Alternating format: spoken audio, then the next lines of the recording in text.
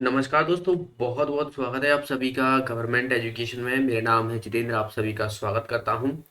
तो दोस्तों, आज के इस वीडियो में हम 1 नवंबर का मध्य प्रदेश का करंट अफेयर्स देखने वाले हैं, जो कि बहुत ही महत्वपूर्ण प्रश्न है यहाँ पर आप सभी के लिए एग्जाम पॉइंट ऑफ व्यू से। ओके, तो चलिए हम स्टार्ट करते हैं। और बात की जाए तो आज धनतेरस है, तो सबसे पहले आप सभी को धनतेरस की हार्दिक शुभकामनाएं। आपके परिवार को, आपके माता पिता को, सभी को धनतेरस की हार्दिक शुभकामनाएं।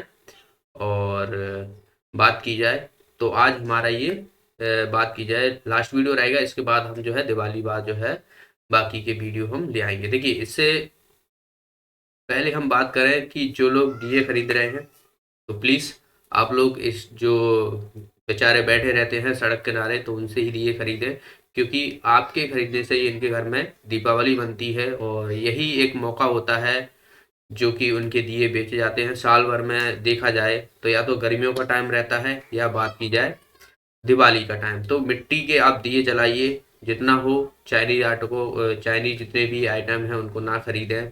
और इन लोगों से मोल भाव ना करें, क्योंकि ये मतलब आप खुद सोच सकते हो कि दिवाली साल में एक बार आती है। और उसमें भी अगर आप देखोगे कि यह जो है वो दिए बनाते हैं, कितनी मेहनत लगती है। और बहुत मेहनत लगती है, क्योंकि मुझे पता है। और क्योंकि मैं एक प्रजापति हूँ, तो मुझे पता है। और मैंने दिए बनाए भी हैं। किसी दिन मैं आपको, इस साल तो नहीं है, मतलब पिछले साल मैंने बनाए थे और इस साल तो मैंने नहीं बनाए, क्योंकि पिछले साल के ही रखे थे, तो उसी से काम चला लेंगे। और बात की जाए तो किसी दिन मैं आपको वीडियो भी बना के दिखाऊंगा, पर इस साल तो नहीं, अगले साल शायद फिर कभी बना के जब बनाऊंगा तो ज़रूर। तो आप लोग प्लीज़, बहुत मेहनत लगती है मिट्टी लाना, फिर उनको मतलब देखना। मिट्टी बहुत अच्छी होना चाहिए, कंकड़ नहीं होना चाहिए। मिट्टी को जो है वो मिशन वगैरह ये सब मिलाया जाता है, अच्छे से उसे माढ़ा जाता है, एक तरीके से गोंदा जाता है। और उसके बाद जो है वो दिए बहुत ही मतलब हल्के हाथों से बनाए जाते हैं। और उसके बाद सुखा के जो है पकाए जाते हैं, और इस तरीके से जो है वो दिए तैयार होते हैं। और कहीं अगर थोड़ा सा भी अगर कहीं काले माले हो गए दिए, तो वो वैसे भी खरीदते नहीं है लोग बाग।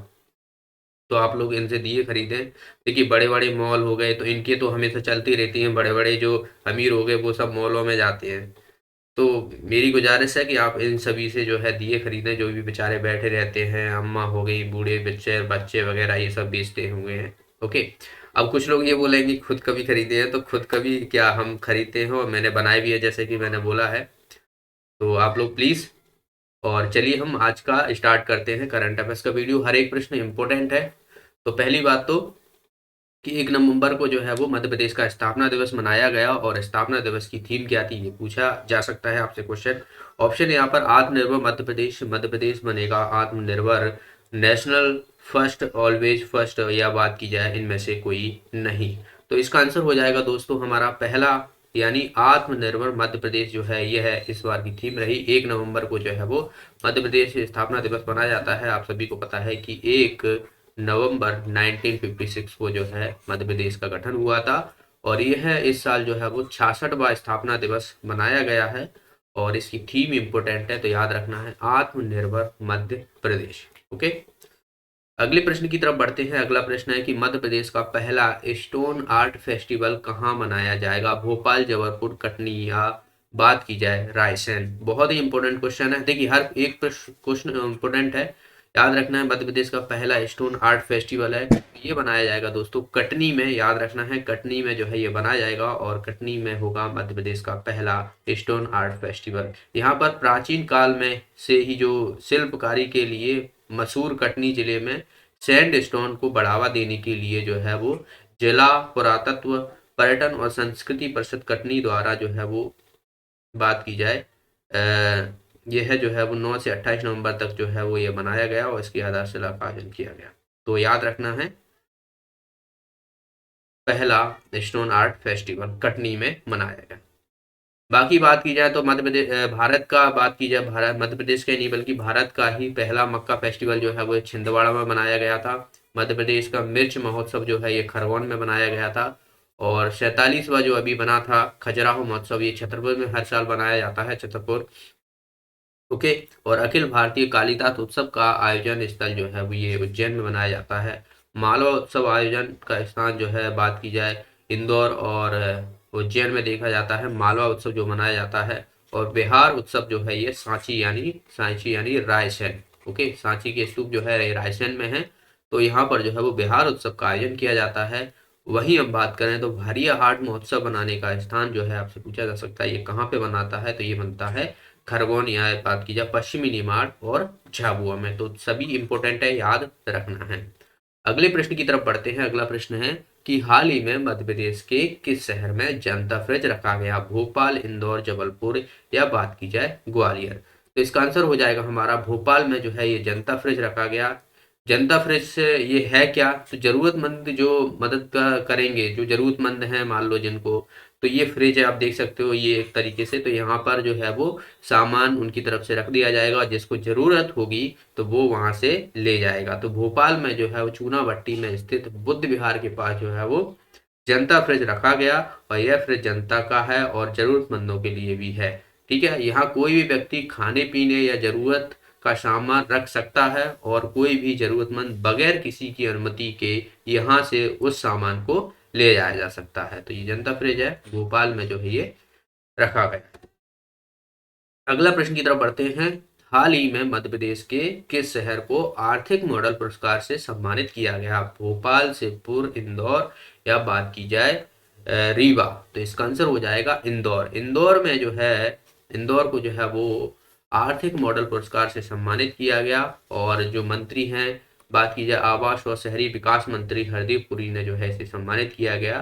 ठीक है, तो याद रखना है लोक परिवहन के लिए, किसके लिए दिया गया है? लोक परिवहन के लिए जो है वो इंदौर को आर्थिक मॉडल पुरस्कार से सम्मानित किया गया। नई दिल्ली में सुषमा स्वराज में आयोजित हुआ था ये कार्यक्रम और वहां पर जो है ये दिया गया। अगले प्रश्न की तरफ बढ़ते हैं। अगला बात की जाए आगे की बात की जाए, देखिए भारत का सबसे स्वच्छ शहर जो है वो इंदौर है। इंदौर का भारत की जाए तो भारत जो है वो 11वां सबसे बड़ा शहर है इंदौर भारत का। और लाल बाग पैलेस जो है नदी, ये खान नदी के किनारे स्थित है। और बात की जाए होलकर स्टेडियम, ये इंदौर में है। और हाई स्पीड टेस्टिंग ट्रैक जो बात की जाए एशिया का सबसे बड़ा है, तो ये कहाँ पर? पीथमपुर, इंदौर में स्थापित किया गया था। तो इन्हें भी आपको याद रखना है, इंपॉर्टेंट है। अगले प्रश्न की तरफ बढ़ते हैं। अगला प्रश्न है कि प्रधानमंत्री ग्राम सड़क योजना में मध्य प्रदेश देश में किस स्थान पर रहा? प्रथम, दूसरा, तीसरा या चौथा। तो इसका आंसर हो जाएगा हमारा पहले स्थान पर जो है वो प्रधानमंत्री ग्राम सड़क योजना में मध्य प्रदेश देश में स्थान पर रहा। तो इसका आंसर हो जाएगा ए ऑप्शन। तो आप देख सकते हो प्रधानमंत्री ग्राम सड़क योजना में जो है वो 3 वर्षों से लगातार जो है वो प्रथम स्थान पर रहा है मध्य प्रदेश। आगे बात करें तो स्वामित्व योजना में भी जो है वो मध्य प्रदेश देश में प्रथम स्थान पर रहा, याद रखना है स्वामित्व योजना।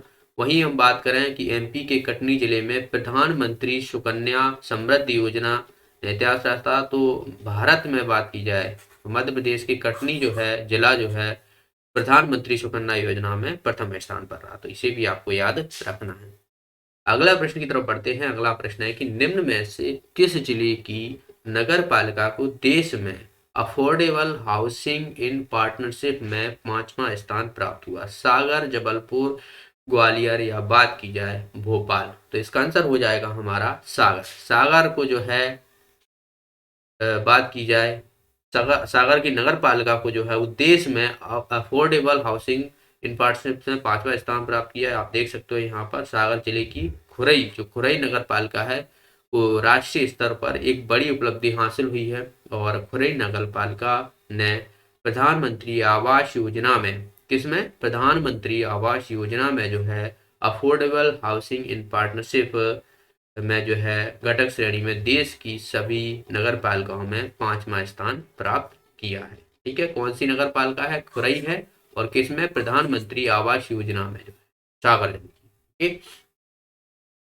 डॉक्टर हरि सिंह गौर विश्वविद्यालय ये सागर में स्थित है। पहला मध्य प्रदेश का पहला जो है ये विश्वविद्यालय है, याद रखना है।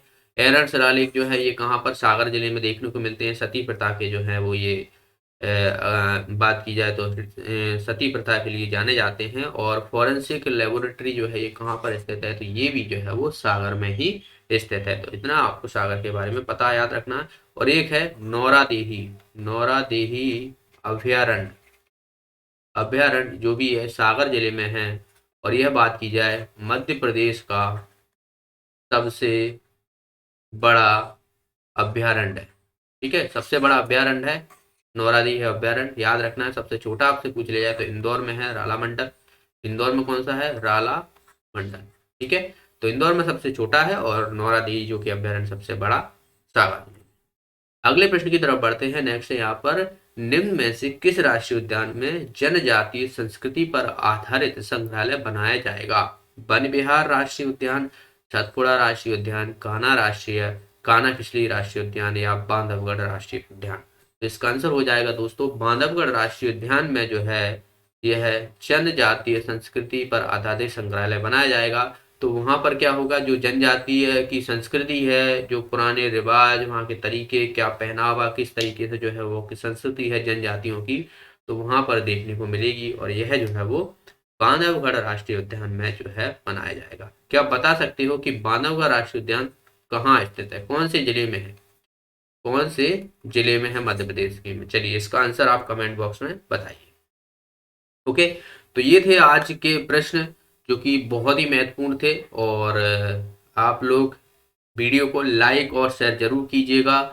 मिलते हैं अगले वीडियो में। एक बार फिर से आप सभी को धनतेरस की हार्दिक शुभकामनाएं। और इस अब हम दिवाली बाद मिलेंगे। ओके, तो आज धनतेरस है और उसके बाद जो है 1 दिन बाद दिवाली। तो बहुत बहुत धन्यवाद।